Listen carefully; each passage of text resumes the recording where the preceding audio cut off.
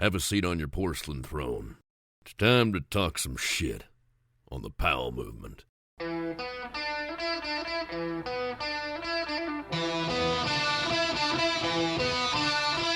Welcome to the Powell movement.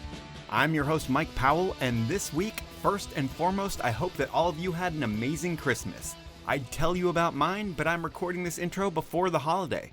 But know that we spent way too much money on gifts and only about half of them will be used, and the other half will end up at our yard sale. Next thing up in our lives is New Year's Eve, which happens to be both my birthday and my anniversary, and we have huge plans. We're going to see Dave Chappelle in Seattle, and it's going to be amazing. But it'll be hard to be as amazing as the snow at the summit at Snoqualmie this week. We've been playing there a lot lately, and man, I love sliding on snow. I know I talk about skiing and snowboarding every week, but talking about it is boring compared to actually doing it, and I've forgotten in the months that we had off how fun it really is. So I am so happy that we're back. Next week, we're going to go check out Mission Ridge, and it's been so long since I've been there, I don't even remember it. And I can tell you, I don't remember it because it's been a long time, but I also don't remember it because my vices have definitely had an impact on my memory. But my memory is slowly and surely going to come back in January as I am quitting everything for a month. Well, that's a lie. I'll be at 2 trade shows and I may have some beers at them, but other than that, I'm done for the month. That's my resolution this year. And while I used to not be big on resolutions, last year my resolution was to work out so much that I see my abs. And while it's crazy to me that I rode 10,000 miles on a Peloton bike, I'm proud to say I lost 40 pounds and saw my abs. I may even put a before and after picture up on my Instagram to celebrate that hard work on the 31st of December. But that's a big maybe as I don't usually post shirtless pictures, and I'm not that vain. But I'm thinking about it. And one thing that really helped me lose that weight was Nema vitamins. But the biggest thing that helped me lose that weight was just wanting it. And if I can do it, honestly, anyone can. You just have to make it happen. And really, that's all life is making shit happen. My guest this week took making it happen to another level. But Paul Crandall, or LP as he's known, took the concept of making things happen and leveled up with it completely. And that's how he landed his gig as the first ever events guy for Red Bull in the United States. He's also the former CMO of GoPro, and almost everything Paul has touched has turned to gold. This podcast is a walk in life through the times of the most connected person to ever be on the podcast. But before we get into it, I want to ask you to follow me on Instagram at The Powell Movement. I also want you to suggest the podcast to people. When you're scrolling through your social feeds and you see a post for good podcast recommendations, please tag me in the comments. Discovery and awareness is the biggest challenge in podcasting, and by telling people about my show, you help me let people know about shows they are going to like, and that is greatly appreciated. Finally, I only work with the best brands, and I'd love for you to support them too. When you're getting gear or beer, please consider these brands: Elon Skis, Dragon Optics, Peter Glenn Ski and Sports, Stanley, Alpine Vans, and the 10 Barrel Brewery. Now, let's talk to Paul Crandall. First and foremost, your name is Paul Crandall, but everyone calls you LP. How do you earn that nickname? My friend Matt Brown was from San Fernando Valley, and at KNAC, they had a DJ named Long Paul. And one day I was in Tahoe hanging out with my friend Matt Brown, and he looked at me and said, "I'm sick of people calling you Tall Paul," because I'm 6'6". Right. So I'm just like out of the ordinary, especially in action sports. He said, "You're no longer Tall Paul, you're Long Paul." And the funny story there is I actually got to meet Long Paul when I was at Red Bull. We were working on a radio deal. And I actually ran into the guy. I'm like, "Dude, I'm named after you. It's crazy." I got a cool picture with him somewhere. And that's funny because, like you say, you're tall, you're like basketball player tall. And while that's got to be an awesome thing at concerts and like grabbing things from tall cabinets, when does that really suck being that tall? Well, let's see. Everything I really love to do, like skiing, mountain biking, surfing, those are all like shorter people sports. Well, a lot of tall people in those sports, obviously. Just having a lower center of gravity sometimes would be nice. It makes me have to bend my knees a lot more. So that's when it kind of sucks. Or, occasionally in small planes. Yeah. And does it make it hard to get gear when you're that big and you want a mountain bike? Is it like you have to wait forever to get your size? Yeah, and everything's never the right size. I actually wanted to open up a whole department store called Long Paul's so I could get bigger clothing for people like my size. It was actually halfway cool beyond Men's Warehouse because they don't have cool anything. But yeah, always struggled to get clothing, bikes, whatever it was, how to get it special ordered. I'm just on the threshold of abnormalcy. Like everything kind of quits after size 13 shoe, and I'm like a 13 and a half. So I'll just be like, I'll just bite the bullet. I'll just buy a 13 and shove my foot in there. No wonder my feet are so bad right now. When you go to Asian countries, are you like an absolute rock star, like everyone looking at you? I actually, about 3 years ago, I worked for a Chinese robotics company out of Shenzhen, China, and I found myself in elevators with much shorter people than me, and they all oohed and awed and took pictures with me. Yeah, I was like a bit of a circus animal in Asia. Okay. But growing up in Danville, California, I would think that every high school coach, other than the wrestling coach, they wanted you to play their sport because you had the gift of height. Did you get that all the time? Like, I need you to play basketball. I need you to play this. Yeah, I loved basketball. I actually jumped in water polo as a goalie for about 5 minutes, got hit in the face with the ball and went back to basketball. And then ended up playing volleyball. And volleyball sort of spurred my career after high school. Yeah, because it's funny to me because we don't have volleyball in high school on the East Coast, or at least I didn't have it. And in California, I would think that's part of every high school's culture is having volleyball, and there's beach volleyball, and it's a big deal. Does volleyball help you get into college, or is it more you're a good student and volleyball is like the icing on the cake? Well, a couple points on that. I lived in Northern California. Volleyball was pretty much non-existent in Northern California. And when I saw St. John Smith and Randy Stoklos playing beach volleyball in Manhattan Beach on television, I looked at my dad one day. I'm like, I'm going to play that sport. And so I trained hard. I ended up going to Orange Coast College as a walk-on. Orange Coast College down in Newport Beach, big volleyball school, and walked on, made the team, and absolutely loved it. It was great. But I was the weirdo from Northern California at that time. Okay.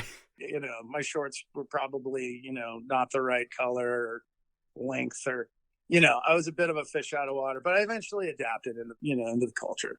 So is college for you all about volleyball and volleyball parties and volleyball travel and then skiing on the weekends when you can?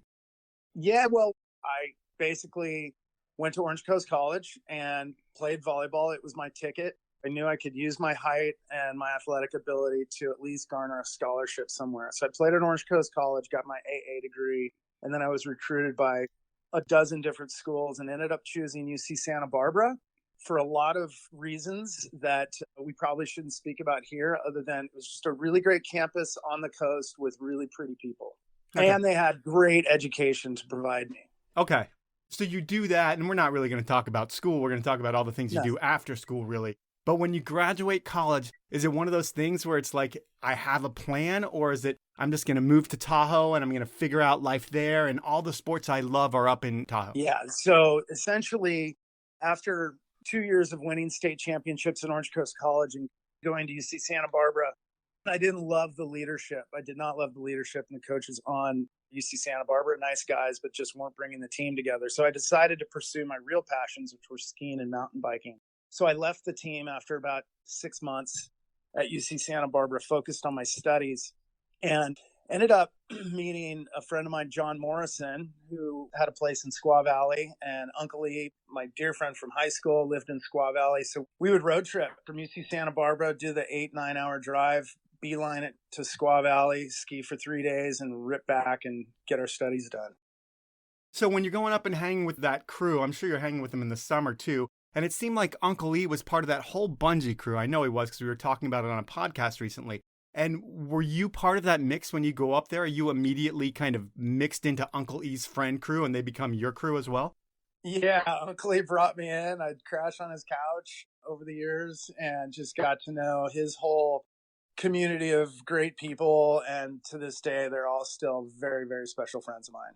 So you're with Uncle E and you're meeting his whole crew. And that's like Frank Gambale and all the base jumpers that are there are eventually going to go. I think Miles is there. Shane's there. Miles Dasher. Yeah. Shane. Yeah.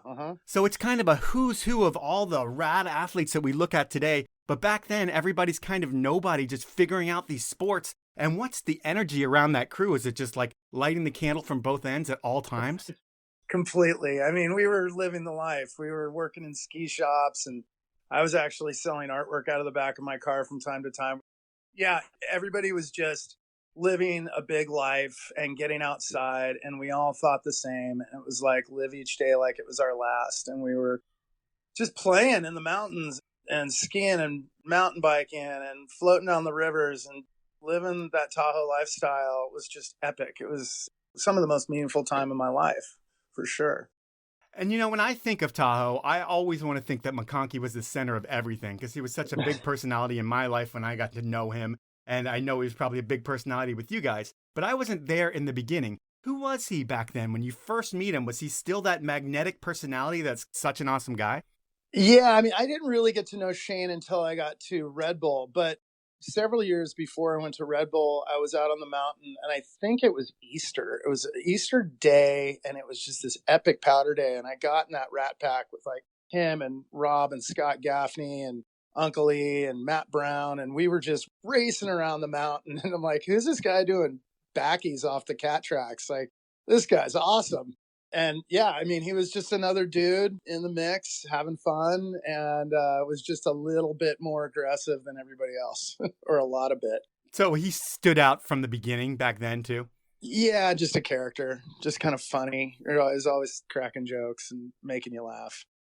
And for that whole crew, it was like the perfect timing for you guys to be in Tahoe. Skiing was starting to change. I mean, the skis were getting wider and the product was getting better and everybody was sending themselves. But on the bike side, everything was really starting to happen in Tahoe back then as well. Are you part of that whole scene as it's evolving, like building the trails and being part of that whole infrastructure of the bike world in Tahoe? Yeah, I wasn't building the trails. Early on, when I was at UC Santa Barbara, we had incredible trails in the Santa Ynez mountain range.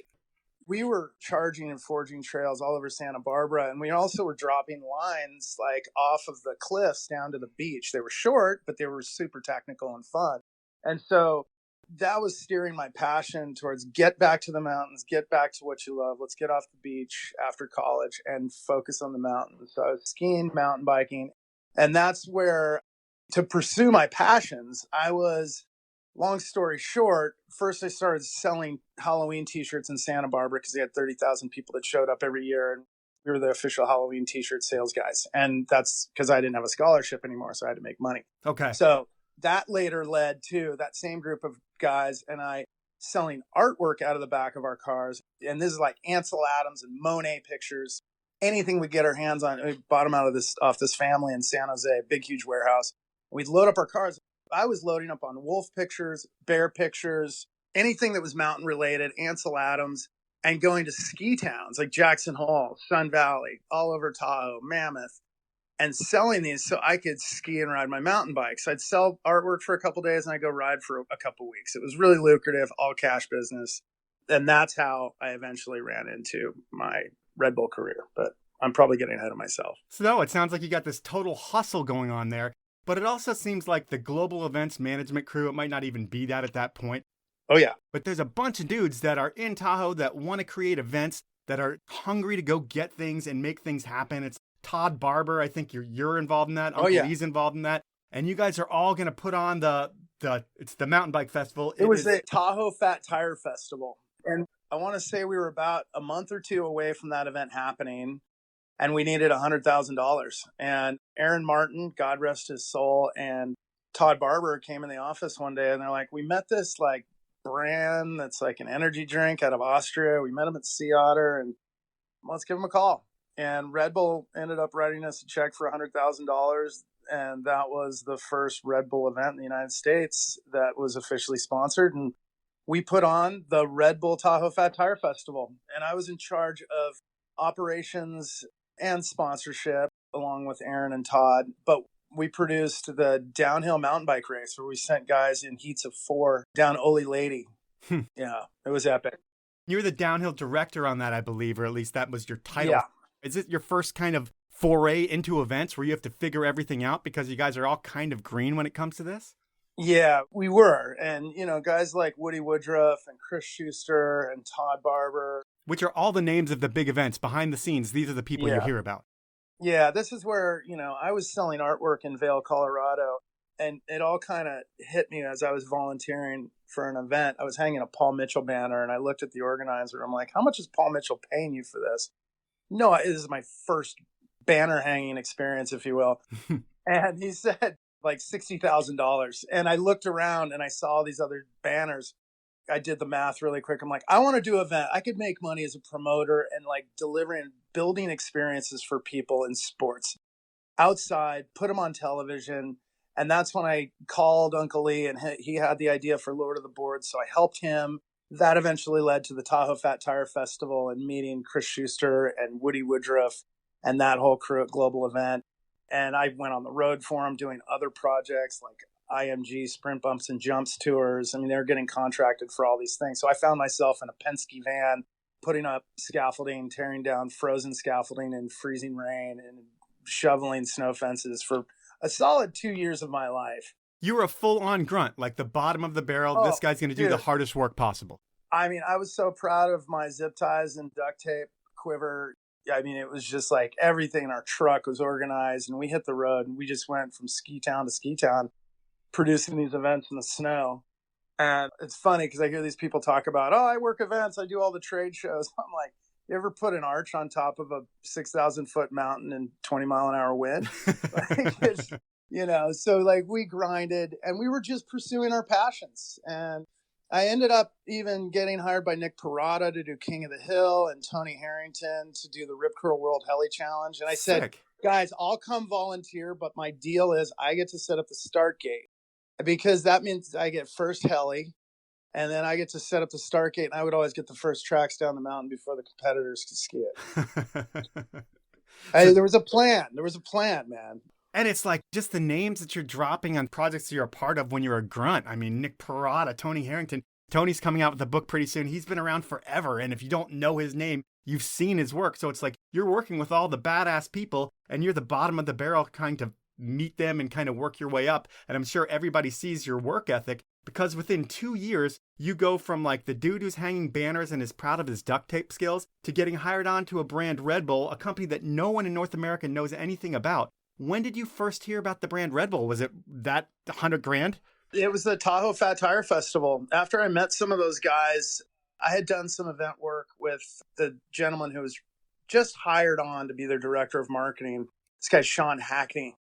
So I found out he was the marketing director at Red Bull, and that was shortly after the Fat Tire Festival.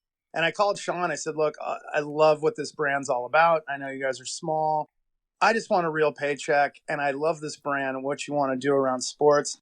I'll come off the floors. Like, let's get going. And I bugged him for about 3 months, and then he hired me, him and this guy, Hans Vreens, who was the managing director for Red Bull North America at the time. And they brought me in as the national events manager back in 1999. Now it's time for a sponsor break, and I'm going to start with Elan Skis. Why? Because last season was my first season on my Elan Ripsticks 106, and I will tell you that no bullshit, my skiing got better for the first time in 15 years. I credit that to having a ski that is lighter and more playful than what I was used to, but still just as rock solid underfoot and throughout the turn. This year, I'm psyched to ski my Ripstick 96 Black Edition, which will be the lightest ski that I've been on in ages thanks to the space-age carbon materials and wood core construction. And you know what? There's something to be said for a handcrafted ski built in the Slovenian Alps, and that's what Elan skis are. I like having skis built by skiers, and I know you will too. You can find out more about all the great Elan skis, including the first of its kind Voyager folding ski and the whole Ripstick range over at elanskis.com. My next sponsor is Dragon. They are known for supporting some of the most important athletes in the business, having an incredible looking product, but most importantly, they are known for technology, and the new PVX goggle with Panotech design delivers more in terms of peripheral vision than any goggle before it. It's a difference you can and will see, and when you combine it with Dragon's best-in-class color-optimized Luma lenses, their incredibly smart and convenient armored venting, and the ease of the proven SwiftLock lens interchange system, and you have the best goggles on the market. And guess what? I'm going to save you 15% on them. Just head on over to dragonalliance.com, go shopping, and when you check out, enter the code POWEL15, that's all one word, all lowercase, and you will get that deal. My final sponsor is a place where you can get all your Dragon and Elan product. I'm talking about Peter Glenn Ski and Sports. Not only has Peter Glenn been getting people in the mountains for over 60 years, they also have some of the best contests on Instagram. This week, it's with the legendary brand The North Face, and they're giving away a men's Thermoball Eco hoodie and a women's Thermoball Eco jacket. And whether you're using these pieces as a layer or a standalone piece, they're designed to keep you warm even when you're wet. And entry into this contest is easy. First, follow both Peter Glenn and The North Face on Instagram. Second, like the giveaway post on the Peter Glenn page. And third, tag 2 friends in the comments who would like these products from The North Face. The giveaway ends and the winner will be announced on December 30th. You can find out more about all things Peter Glenn over at peterglenn.com. Those are my sponsors. Now let's get back into the podcast. And so it's all just persistence? Because I heard a story of you were friends with Darren Ralphs and Red Bull wanted to get close to Ralphs, and that could have played a little part into it. But it was really just you being persistent and, hey, I need this job. I want this job. And you just kept letting them know that you wanted it? Oh, 100%. It was just pure persistence. Like squeaky wheel gets the grease 101. Like if you really want something, you go after it. You know, it's like whether you're dropping a line on skis or mountain bike or going after a career, you know, you've got to go after it. You got to get it, you know, and you got to do everything you can. So that's exactly right, man. I called them until they hired me. I literally called them until I was bugging them to death. They're like, okay, we're just going to hire this guy. I'm a firm believer in that too. When I got my first job with K2, it took them a year to hire me. And after my interview, I had flown out to Seattle and they pretty much said they were going to hire me, but there was a hiring freeze. And so for a year, I emailed porn over to these guys that were the hiring managers. And it was like the most gross stuff that I had a buddy who would send it to me. I would just send it to these dudes. And this is in a day and age when you can get away with doing that. And sure as shit, I was on the top of their mind every week when that email would go out. And when it was time for them to bring someone in-house, I had been pestering them with porn for so long that they hired me. That's kind of what you did too. I mean, you didn't need to use pornography to get your job. I sure needed to do that with mine, but you stood out. You're 6'6". I'm not, so I had to use porn. Anyway, when they hire you, do they say like, come to Austria for a month and get a crash course in the brand, and then it's up to you to bring it to life in the U.S. with events? Yeah, once I got to Red Bull, and mind you, Red Bull's a small office in Pacific Palisades. One of my dear friends, Jim Gunning, at the time is managing the athletes. There's this other gal, Marcy Bencomo, who is managing our student brand managers, a controller, a managing director, and a couple of the bean counters, and a ton of sales reps like John Paradine, who was a very early person at Red Bull before my time and had already done a bunch of marketing. So I step into this office in Pacific Palisades. They're like, all right, there's one of you. We want to do 7 events this year. You got to create half of them. We've got a couple in the bag already that we want you to produce, which I regret to this day, a couple of them. But it was like, here, you got to go execute these. But you also get to dream. And so the dreaming part was fun for me because I'm a little bit left brain, a little bit right brain. I love the creative side of experiential marketing. And then I loved the operations because I was an event director, right? So like making shit happen. Marketers have a ton of great ideas. Making shit happen's a whole nother topic. Yep. So they put me on a plane. They're like, we got to execute. You can't hire anybody this year. Use your event production company. So immediately, of course, I called Global Event Management. I'm like, get ready. It's coming. And because I wouldn't have even met Red Bull if it hadn't been for my relationships with Woody and Chris Schuster.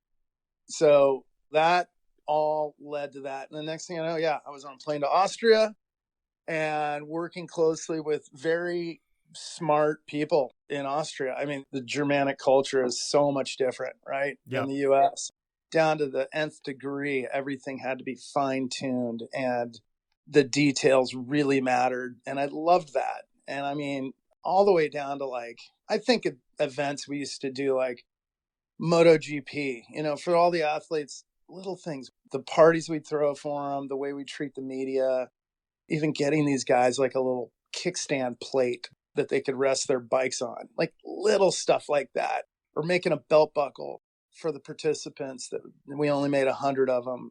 Doing those small things for small niche audiences, I just loved it because it was special for the people.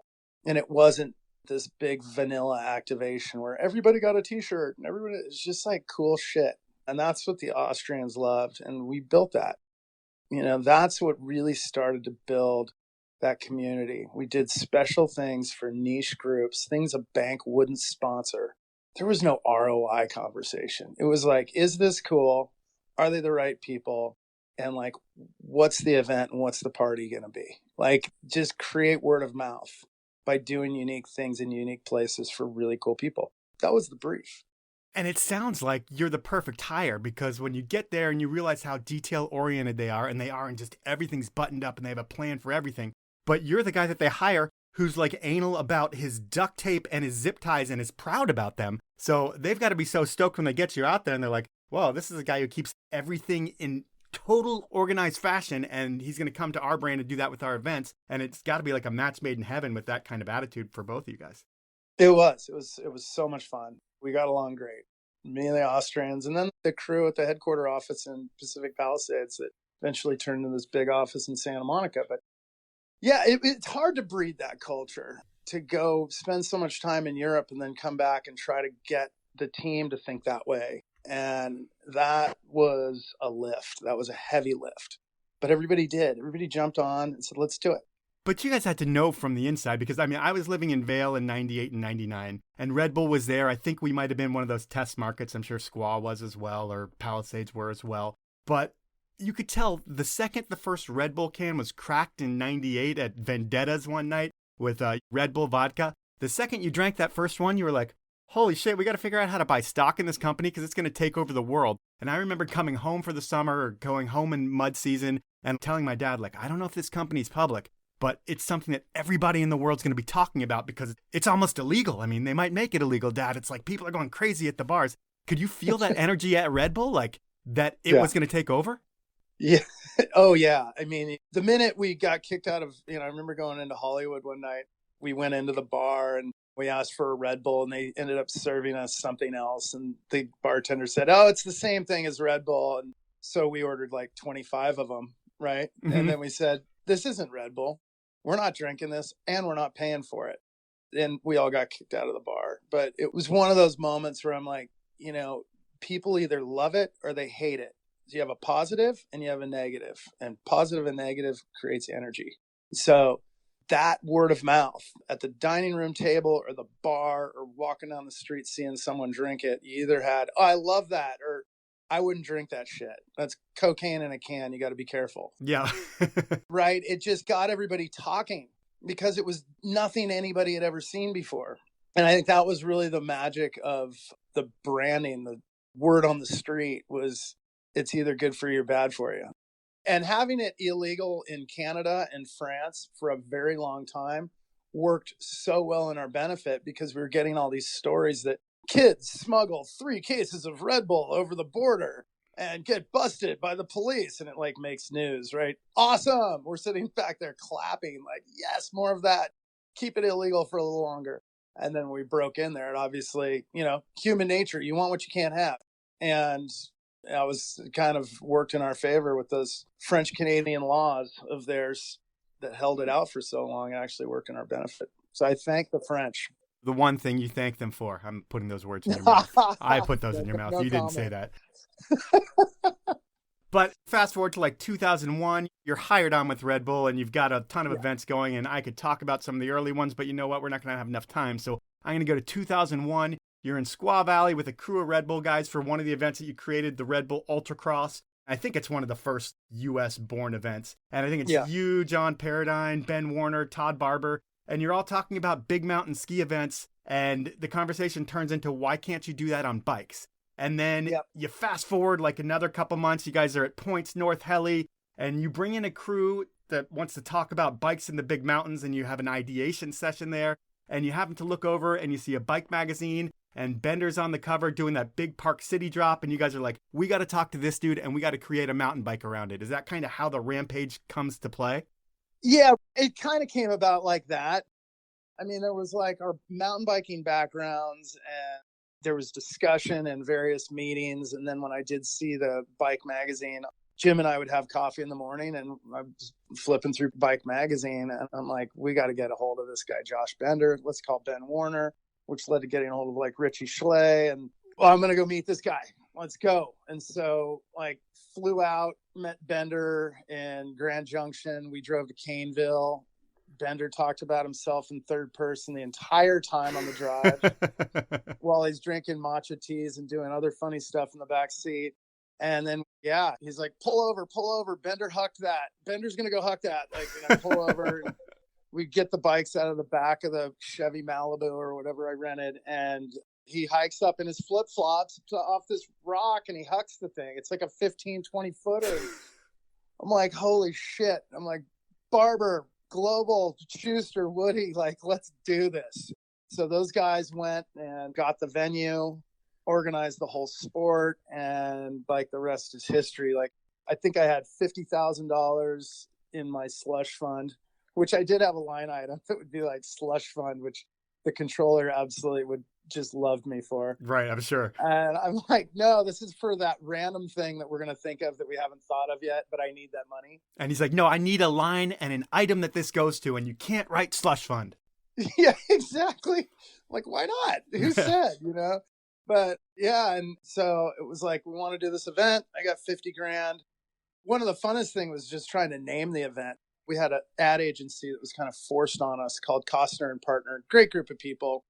Red Bull had a stake in them, but they kind of helped us with the brief. And I remember them coming up with a couple names, and they wrote down Rampage. And I'm like, that's it. It's freaking Rampage. And I go into my VP of Marketing's office, and he's like, there's no way we're calling this event Rampage.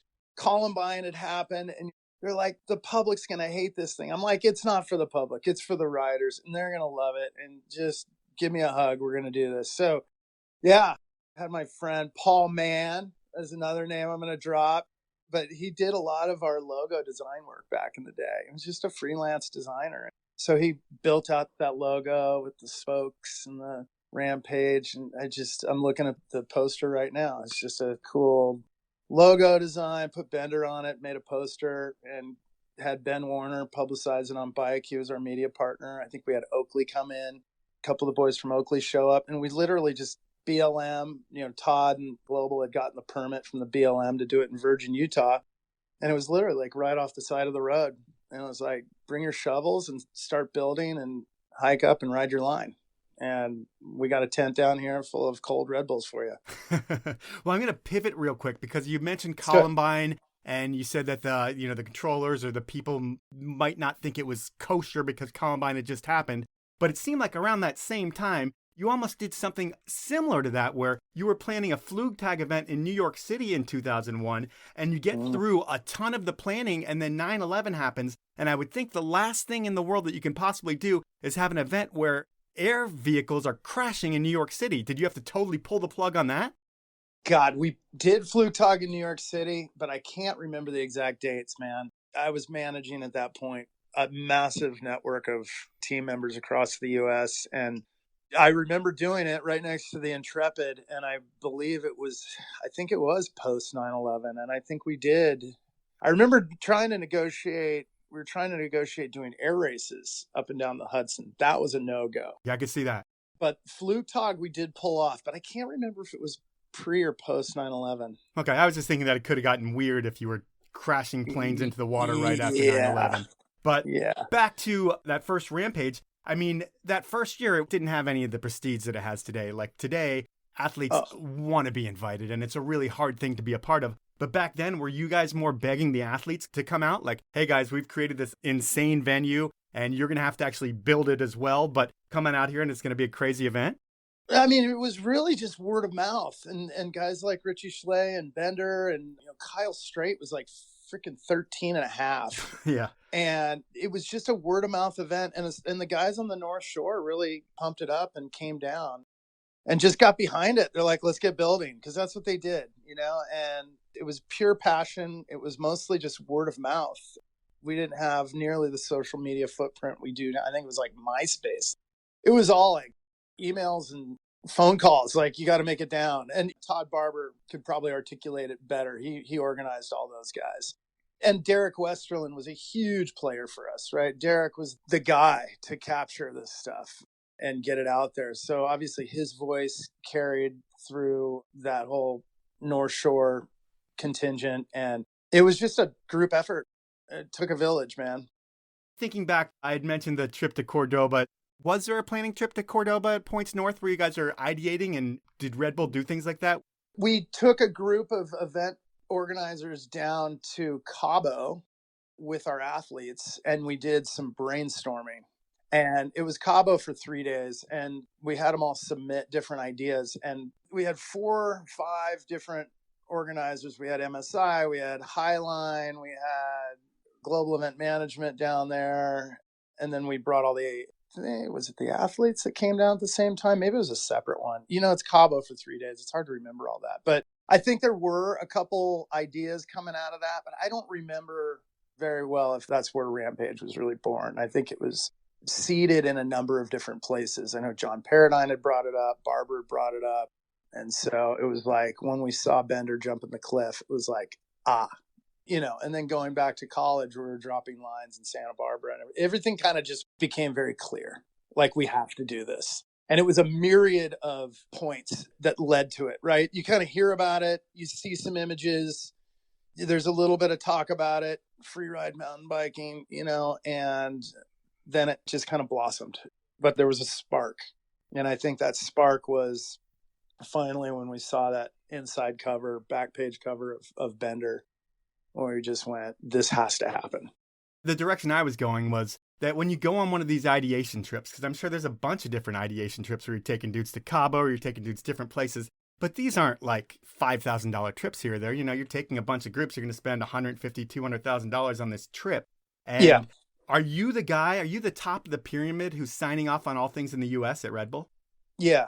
At that time, yes. So, like, I've heard a story about some Kitzbühel white sausage party where 15 people came from Tahoe and that they came out with Red Bull for Ralph's. And is that just Red Bull saying, hey? You've been talking to James Deegan. I know you've been talking to. Yeah, I had known of Darren, but I didn't really know Darren until I got to Red Bull. And then, Mark Irvin, Dooley, a.k.a. Dooley, one of the best agents in the world, by the way. So much respect for that guy. Only the best athletes who could all speak to media very well. That's when I really got to know Darren. And he was my neighbor in Truckee. So Darren and I forged a great relationship, and we skied Sugar Bowl regularly together. And so we created the Silver Belt race at Sugar Bowl, ski across down the Silver Belt. But yes, those Austria trips were insane. I don't remember a white sausage party. I remember going to the Londoner and having a backslapping contest with Darren Ralphs where he left a handprint on my back that lasted for a week. But yeah, I don't know where to go from that. That was probably omitted ums right there. No, well, I was kind of just seeing because it just sounds like you had the power to bring 15 people over to Europe to support Darren Ralphs, and Red Bull looks at that as like, yeah, we're just supporting our athletes, and like they back your decision to do that 100% because that's how the brand works. And you're the guy who has that power, which is pretty amazing to me. The autonomy for me was incredible. I had to do some convincing mainly to my CEO, my VP of marketing, and the Austrians, but they all believed in me because we were executing incredible things. And we were also creating content and making television shows with all of this content, and doing deals with Fuel TV and Fox Sports and USA Network. And we were getting our content out there and building the brand. So they were like, just keep going. And I've done, I think, 2 or 3 Cordova trips, but a couple of us went up to do a site inspection for Snow Thrill of Alaska and ended up setting a Points North record for most heli trips in one day. So we got to name and bag a few peaks that no one had skied before. And Kevin Quinn was our host, who's another dear old friend. I miss that guy. I haven't talked to him in a long time. But yeah, that was a site inspection. The trip to Cabo was the brainstorm. Okay. You also had the power to do things like if you wanted to buy Shaun White a guitar signed by Jimmy Page for his birthday, you could do that. We did it. We actually, one of the ones, we had a two-wheel sports manager named Dane Herron. And Dane, we were signing James Stewart. And he goes, if James wins the title, part of the deal is we're going to get him a bonus. And I don't even know if he knew, it wasn't in the deal. I think it was one of those just bonuses. And Dane's like, I want to get him a Bentley. I want to get him a convertible Bentley. So we approved it. And Dane drove the convertible Bentley out to Vegas and delivered it to him. It was, shit like that, man. I've never heard of anything like it since then, right? It's just doing cool shit for cool people because they earned it and they loved the brand. That was the most important thing to us. They genuinely loved Red Bull. we never wanted to be seen as someone who wrote a check to people. It wasn't about the money. It was about, do you live the lifestyle? Are you a good person? And do you absolutely love this brand? And are you an elite athlete? Like, you obviously had to work very hard to do that. And Red Bull wanted to support those people. It's time for my second round of sponsors, and I'm going to start things out with Alpine Vans. Alpine Vans is your one-stop shop for your dream adventure mobile. If you haven't checked out the Cody Townsend van video on their homepage, watch it, and you're going to see why Alpine Vans are leaps and bounds ahead of the competition, which is why they only have 2 vans left to build out this season. And they have big, big plans for next year.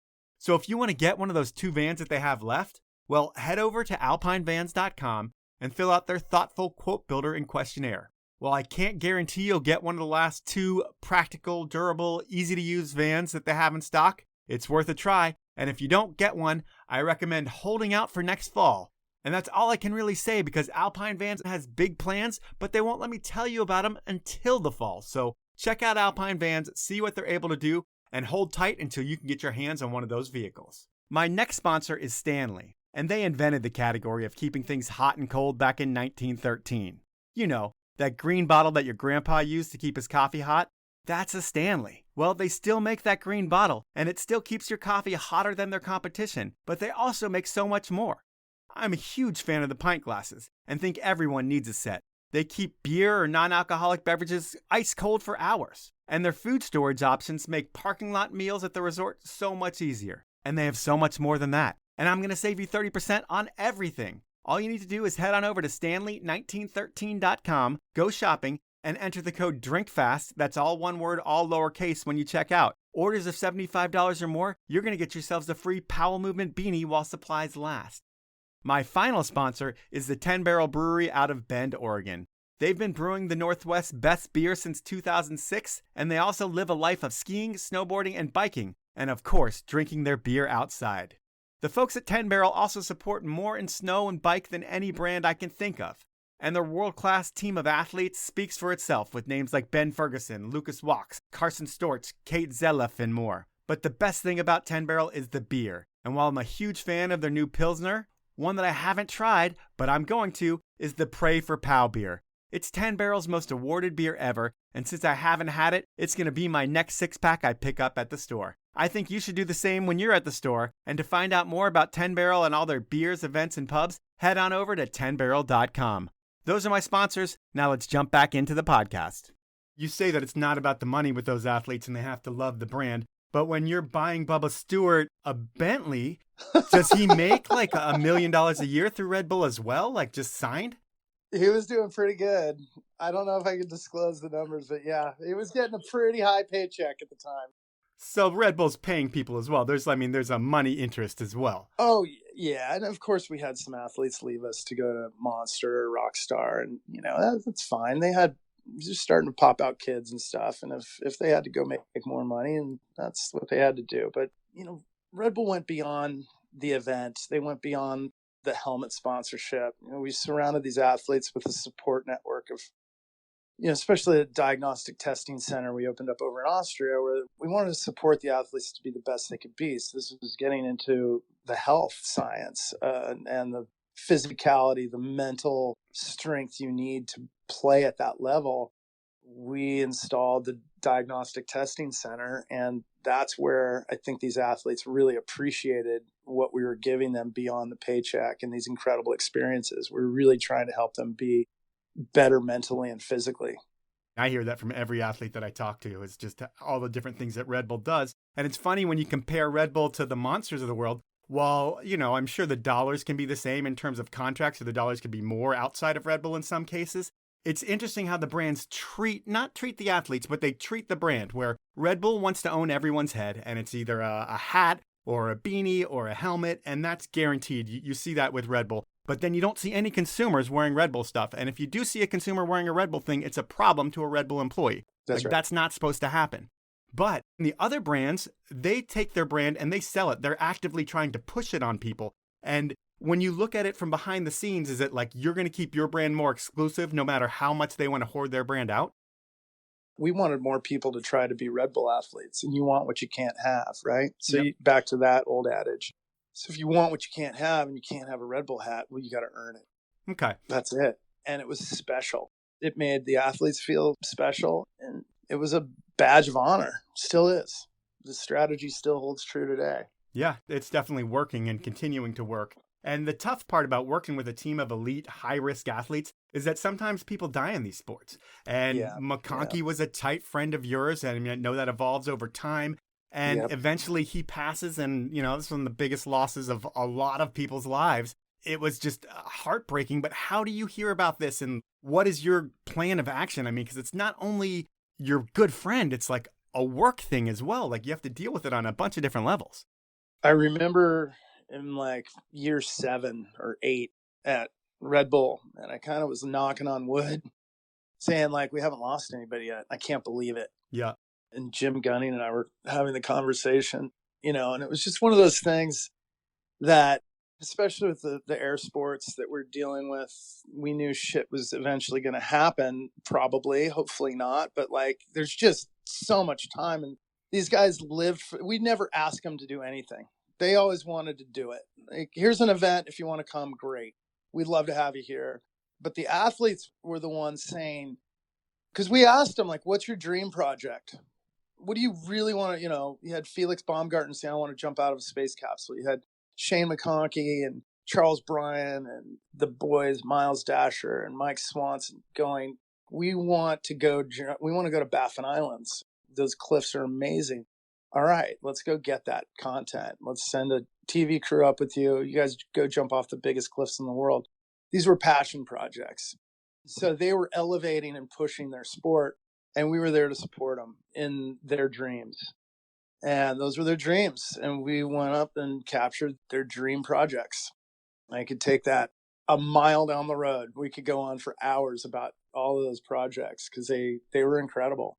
Yeah, we're not going to have time to do that because you do a whole lot more in your career. So you have the best job in the world, but at the same time, I'm sure it's got a ton of stress with all the different moving parts you have and the budgets you're managing and all the different things that are going on. What is the reason for leaving Red Bull? Well, I was there 9 years. I saw a couple of my staff members go over to Monster Energy and make a couple $1 million. And I had 2 mouths to feed, and I wanted to build some long-term wealth. So I decided I wanted to go out and get a piece of something. So you weren't making a killing at Red Bull? They were just like taking care of you and making opportunities? I was doing well. They were taking good care of me. I had a good salary, good bonuses, but I wanted to make real money and continue in this arena. And I wasn't sure what that was going to be. I just knew for me to do that, I was going to have to make some changes. So I jumped out after 9 years and ended up doing a startup aircraft company called Icon, which was like the motorcycle for the sky. Yep. Still is. Cool, transportable, foldable wing aircraft, light sport aircraft. Super fun. Instead of A to B flying, it was like A to A. Go out, rip around the sky, dive through some canyons, land on a lake, jump in, fly back. Super rad stuff, like the ATV of the sky. How much one of those cost? Well, back then they're about $140,000 for a position to buy one, and I think they're up for around 300. Okay. Great company. That's right when the recession hit. So I had 2 mouths to feed. We were all going on minimum wage while we were raising capital. And I decided to start a consulting business with my partner in crime at Red Bull, Jim Gunning. We started Q Sport Architects. We quickly brought on 3 clients. It was Sean White, his supply company, helping him launch that. We jumped on board with Target. C9 by Champion is a small little $4 billion brand at the time under the Target umbrella. And then we had Vitamin Water. We were their action sports agency of record. So we did that for about 2 years, doing events, sponsorships and things for those guys, getting Sean's product launched. And that's when I remember being on the phone with my client at Target, and she was like this middle manager, nice gal, just very green. And I was a bit frustrated. Like, Target's a great brand, don't get me wrong, but I was just like, these guys just are struggling to really understand what we do. Yep. And literally, I was just coming off the plane in LAX, going to my friend's house, and the head recruiter from GoPro called. She's like, did you run sports marketing at Red Bull? I said, yes, I do. She goes, Nick Woodman would like a meeting with you in Half Moon Bay. When can you be there? I said, I'll be there tomorrow. And then I called Jim Gunning, and I'm like, dude, I got to take this opportunity. It's GoPro. It's like Red Bull 2.0. This is going to be an epic journey. So I was the 111th employee at GoPro and did that for 6 years. And that's a whole nother story. And we're going to talk just a tiny bit about GoPro because... Okay. All right. But first, were you able to make that wealth that you wanted to make? Because I'm actually going to talk about the stock in a little bit. But yeah, going from Red Bull to GoPro, was it a big jump up? You're talking about a guy that was begging for a $50,000 check from Red Bull my first year. And I used to sell artwork out of the back of my car. And I'm an old ski bum. I wanted to live a nice lifestyle. So money's nice, but it wasn't everything to me. I wanted to support my family. And if I could do that doing my dream jobs, then win-win. So GoPro was dream job number 2.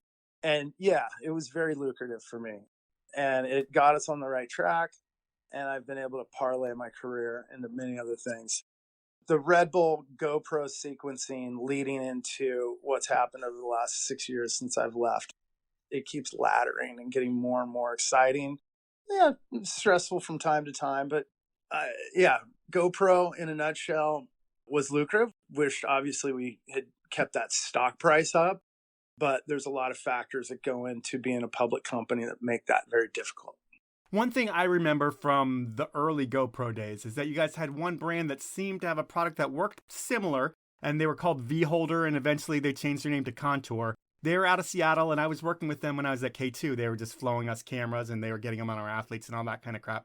But it seemed like they had 5 key people in their company that really knew what was going on and had their finger on the pulse in the industry. And then it seemed like overnight, those 5 people were hired by GoPro, and they were out of Contour, and Contour was left scrambling. They didn't know what to do, and eventually they kind of disappeared. Was that a GoPro strategy? Was it like, hey, we'll just hire those people and end Contour?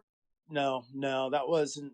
I can't remember who those might be. Frank was one, I think. Yeah, Frank was one of them. That's right. Yeah. But no, our strategy was quality content. Like, we wanted to set the bar for how you could use a GoPro, from how you'd shoot it, how you'd do your post-production with color correction and editing techniques. And really, I had a squad of, when I got there, it was about 4 guys that were in the editing room all the time and out on shoots and coming back. And they were both shooters and editors. Like, they did the whole thing. It wasn't like Hollywood where, like, you got your shooters and it's going to go into post-production. You're going to spend a bunch more money to do that shit. It was like, no, here's a 20-something-year-old person who lives for the sport of surfing who's going to go shoot it and edit this great piece. Like the Abes of the world? The Abes, exactly. Okay. Yep, the Brad Schmitts, the Jordan Millers, just these guys that just were passionate. They live it and they know the camera. And they came from film schools. I think they all went to the same film school, USC, in fact. And we would go out and do our own original productions. And then the gold mine was the user-generated content. So I called them the miners. I had a squad of miners. And like, your only job, it's like, think of Willy Wonka and the Chocolate Factory and all those people trying to find the golden ticket. That's how I envision this entire team. It's like you are mining for gold every day from our users that are hashtagging GoPro. And when you find that nugget, you shout from the rooftops and you say, I got it. And so we started to find all this great content. We would publish it and promote it through the various social channels. And obviously people would see something in their passion, whether it was sport or lifestyle, from a regular old user using the GoPro, and they would see that content and then they'd want to go buy a GoPro and do the same thing and try to repeat it. So that was our virtuous cycle. And that's what drove the brand. It was people seeing content that they could relate with, wanting to go do that same thing with now a GoPro on their body somewhere to capture that content, and they'd want to publish it. And it just kept snowballing. Now you couple that, the user-generated content, we would curate some of that stuff. You had sort of your organic people, just posting content, but when we found something really juicy, like I think of the guy jumping from roof to roof in New York, doing parkour, free running, or, a guy having his cat run around his apartment, chasing a laser beam, like that type of stuff we would put out there. And it just got a ton of eyeballs and people wanting to go buy one and do the same thing. And are you paying the people for their clips? Like, hey, here's $100. We're going to own this. Well, athlete deals were separate, but the user-generated content, In a few cases, we might have. I can't even remember. For the most part, no. People just were happy to give it? They were just happy to give it. I mean, we'd put killer music on top of it and color edit and do all that stuff so it would come out looking really rad so that they could repost it on their channels. Okay. And so GoPro gets ready to go public. And when they do, they sell shares for $24. Soon after that, they're selling for like $100 per share. And internally, do you guys see any problems on the horizon, or is it all high fives and continuing to work hard? High fives. And I remember it was going from 24, 50, 60. And Jonathan Harris, he was the head of sales at the time. And we had exited a little bit of our stock. So we were in a good spot, but we really genuinely wanted it to go to 100 because a lot of people came in after it had gone public or they got the shares at a different price. And we wanted other people to have the success. So while we were high-fiving, we were like, okay, now's the time. Don't focus on the stock price, focus on execution. Because if you stare too long at your stock price, A, it'll drive you crazy because it's going to go up and down. But B, we need to focus on execution. So we wanted that thing to get to 100 and keep going. So that was our mission. But, you know, we've got other things going on too at that time. And I mean, at that point, when everybody sees it at 98, 99, like everybody, I would think, feels rich. But then I think it's the Hero 4 Sessions comes out. You have VR stuff coming out. The Karma drone comes out. 3 things that all go back to back to back, and they really hurt the company's stock to the point where your $100 per share goes down to $2 per share. And that has to have everyone shitting their pants. Like, are we even going to have money to open the doors tomorrow? Well, I think a lot of people invested in GoPro without really understanding what we had, right? What we had was millions of people around the world using the camera, but our TAM was quickly running out. If you hadn't bought a GoPro, it's probably because you're not going to buy one. So we had to reinvent ourselves, and things like the drone and then the session camera were those things that we thought would keep the consumer coming back. And our consumers would reoccur every couple of years. They'd buy the new camera. Yep. And so I think it was a mixture of, you know, we had really saturated our total addressable market, and we came out with some cameras that we probably, looking back on it in hindsight, could have set a different price point. And the drone was like right at the time I was kind of leaving, so I don't really want to comment on that one. But we were great marketers. GoPro is a sexy brand. People wanted to invest in living a big life. And I think that's what people were investing in. And we didn't know we had reached our TAM at that point. We had no data on that, because how do you really understand your total addressable market? You can kind of calculate that off some data, but you can't really pinpoint what it is. But I think my theory is we probably tapped out the amount of people that we really were going to actually go out and buy a GoPro. They probably already bought one, or a small percentage was still considering getting one. So we had to come out with new products to get people excited. And I think that's where the drone came in. When you're public, you have to come out with new products just to drive the shares up and create more revenue. And I know when I was at K2, it was like, oh, we're now going to make goggles. Oh, we're now going to make helmets. Oh, we're now going to make this. All so we could create more revenue to make other people happy. And the money didn't go back into the sport, which kind of sucked. But that's a different story. But I'm sure you did just as much radical shit at GoPro that you did at Red Bull. But when GoPro goes public, does it change a lot for you personally in terms of your work expectations? Like, are you reporting to shareholders now and it's not as core and fun as it used to be?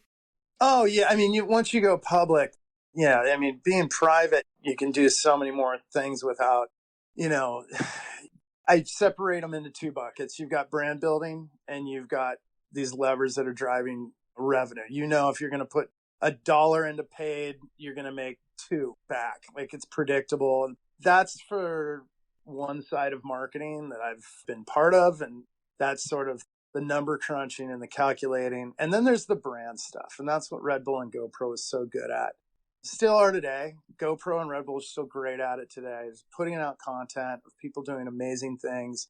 You can't really, I'd have this conversation with my CFOs. I can't tell you how many cameras Shaun White's going to sell, or I don't know how many cameras Kelly Slater or any of these great athletes that we had are going to sell. They're just great people and they love the brand and they want to capture this content and put it out there. So those are brand building exercises. And I think we had built such a strong community out there with hundreds and hundreds of athletes and these core opinions, from Sonny Garcia to Kelly Slater to you name it, right? They had a GoPro and they were driving the brand forward. And I think that was the sexiness of GoPro.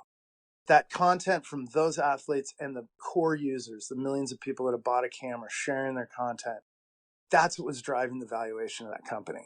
People were excited about it. And, we sold a lot of stock. The value of the share went down because I think we had tapped our TAM to some extent. And that was a big challenge for us. And Nick Woodman especially, and trying to come up with new products that were going to delight a new consumer. Well, it seems like you are in the world of new products that will delight the consumer in a more environmentally friendly way now, because you transition out of GoPro and there might be a couple things here and there that you're working on project-wise, but nowadays it's all about kind humans. And it looks like from the outside, it's a bunch of rad GoPro dudes that cashed out and started something that they can feel good about. Is that the whole... That's exactly it, man. Justin Wilkenfeld and his lovely wife, Susie Wilkenfeld, founded this company, and they did well coming out of GoPro. And he wanted to get on the philanthropy train and decided, why not create a business that could be a for-profit business that gave back so they could meet their philanthropy goals, because they're really kind people. And they started the business of kind humans based off the principle that whether we agree politically, whether we're a different color from each other, whether we speak a different language, what we do all have in common is kindness. And if we can be kind to ourselves, others, and the planet, the world will be a better place. So let's focus on messages of kindness. If I rock a hat that says, kindness is always cool, kindness is contagious, makes people smile on the street. Yeah. If that gets them into our site, great, because they're spreading kindness and they're giving back by the purchase of that hat. The other great thing we've done is we brought on 1,600 SKUs that are all eco-friendly, non-toxic products. And really, we want to try to take the guesswork out of it. Amazon's very convenient. It's easy to get what you need in 3 days. But you don't know how it's made. You don't know where it's made. You don't know who made it, what it's made of, etc. And there's just so much toxic crap out there and things that are avoiding child labor laws and things like that. And we want to make sure that products are made by kind people. They're made sustainably. They're consciously made. And we want the conscious consumers of the world to have a place they can count on where you don't have to do your homework. We've done it for you. It's right there. If you buy our products, you can count on them being good for you, others, and the planet. Would you guys sell a GoPro, or do you think they're good for the planet and good for the environment, or no? Well, I think being kind to yourself, going back in history and looking at some of the cool stuff you've done, and nothing's better to capture that than a GoPro. So, yeah, sure. Great answer, man. Great answer. I put you on the spot there and you nailed it really quickly. I like that. At this point in the show, I have something that I call inappropriate questions. Great. Let's do it. Yeah, you know this because you asked them to Uncle E. I had Uncle E ask some inappropriate questions to you. We'll go with number one right now. Crandall, back in 94, could have been 5, I think it's 4, you went up to the bank in Tahoe City, you put the ATM card to get some cash out, and a balance popped up that said, how much, Paul Crandall, at the time, how much wealth did you have, and what was your reaction when you looked at the sum? What did you say to the camera? I went to the ATM machine in Tahoe City, and I think I had 49 cents. I think it was 49 cents. And I just looked at it and said, I got to get a job. All right, we'll jump into question number 2. Okay, so there was a moment in time, you had lots of jobs. One entailed picking up a plethora of artwork, I believe down in San Jose, loading your car up and traveling around the greater Western U.S., selling this artwork. And your friends that know you well gave you a specific nickname when you were selling this artwork. What was that specific nickname? Ansel Adams was one of my best sellers. Because I'd get the Teton pictures or Half Dome or, I'd go to these towns. So because Ansel Adams was my number one seller, I adopted the nickname Crandall Adams. That's a good one. And on those trips, because you kind of talked about the hustle that you had, But what was the biggest fiasco of one of those trips where the car breaks down, the paintings get stolen, or just a funny story from the road back then? Oh, yeah. I can tell you exactly where it was. I was in Grand Junction, Colorado. I had broken down. I needed $100.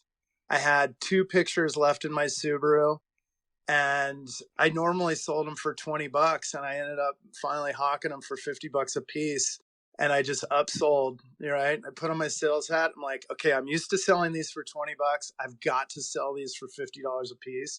And I can't remember the story I made up, but it was one of those like, my boss is going to kick my ass if I don't sell these. I need your help, or else I'm going to get fired. I think I told somebody, and they're like, I'll help you out, man. And they bought them for $50 a piece, and I was able to fix my car. I think maybe my parents might have wired me $50 too. It was one of those like breakdown moments where I'm like, how did I get here? I'm in Grand Junction, Colorado. My Subaru is broken down. I have 2 pictures to my name. Like, I'm about to sell the shirt off my back. The dilemma of Crandall Adams. Yes, that was it. All right, let's go to his final inappropriate question. All right. Well, you asked me to be your reverend for your wedding. Before the wedding, we had a bachelor party at Rollins Lake in the foothills. Mirror image of what mine was 3 years previous. It was Todd Whitman, myself, and you. And upon exiting that debauchery fest, what did the lady say that we were not ever allowed to do again based on what had happened at the lake? We were never allowed to rent that campground or be allowed in that campground again, I'm pretty sure. And what happened? I'm sure it's just debauchery, but what does that mean? Is it fireworks? Is it noise? Is it what? It was noise. I mean, we're event producers, so we had speaker systems. I think Miles Dasher brought a bungee cord and tried to launch us into the lake. We had stranded people on an island. We had left them there butt naked because it was just funny, like stuff that I can't remember the specific reason, but I'm pretty sure it was because we broke the sound ordinance after 10 p.m. All right, well, that's going to do it for the podcast. And LP, I will say, I talked to a bunch of different people about you because you're a hard person to get information about because you're not one of those athletes where there's tons of interviews and stories about you on the internet. But the one thing, consistent thing that everyone had said about you was that you were the nicest human being in the world. No one had anything negative at all to say about you. And I don't dig for anything negative, but it was all just like, this is the greatest guy in the world. He's helped me so much in my career. I love this guy. I would do anything for this guy. I heard it over and over. And eventually when I was kind of formulating who is LP, it seems like at the end of the day that you're like the tallest dude. So you definitely get attention wherever you go. You got a gap in your teeth. So you kind of look a little bit goofy and you're there just like stoked all the time. But when you actually get down to brass tacks and doing the work, you're the smartest guy in the room and you're able to make all this shit happen. And at the end of the day, there's probably nobody more connected in action sports that I've had on the podcast than you, which is pretty incredible for a dude who started just with zip ties and duct tape, man. So I thank you for your time. It's been an amazing career and a sweet podcast.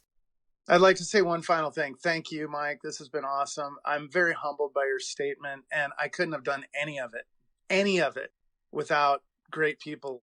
Obviously, you've talked to a few, but all of it took a village, and everybody who was part of this journey and that I worked with is to thank just as much as I am, and they helped me become the person I am today. So with that, thank you very much, Mike. I really appreciate your time. So that was time with Paul Crandall, and what an incredible career that guy has had. And like I said in the intro, it all started by harassing the Red Bull guys with phone calls and making it happen for himself. Sometimes that's what it takes in this world. And if you're afraid or not resourceful enough to make things happen for yourself, then it's going to be hard for you to get that dream job. So the moral of the story is surround yourself with things you love, work your ass off, and don't be afraid to be the squeaky wheel, and good things will happen.